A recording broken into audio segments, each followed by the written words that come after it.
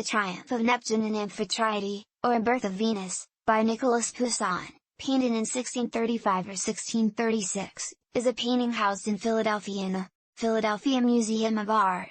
It is an oil on canvas, 114,4 by 146, 6 centimeters, and shows a group of figures in the sea near a beach, with putti flying over their heads.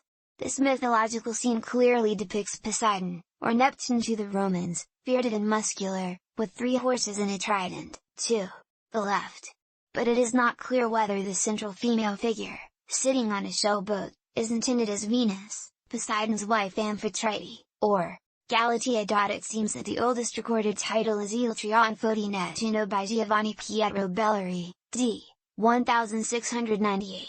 The matter was the subject of considerable scholarly debate in the 1960s, and Anthony Blunt concluded that Poussin was working on ideas for all these subjects, and the painting bears the marks of the other subjects, though it represents Neptune and Amphitrite. The depiction is somewhat similar to The Birth of Venus by Sandro Botticelli, showing the arrival of Venus after her birth at sea. There are small details, like the chariot and the clouds on the left side, that represent typical features of Venus.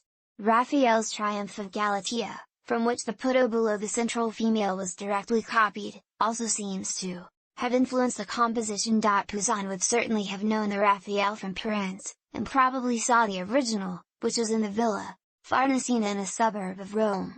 The Botticelli, then in a Medici family country house near Florence, was then far less famous and less accessible.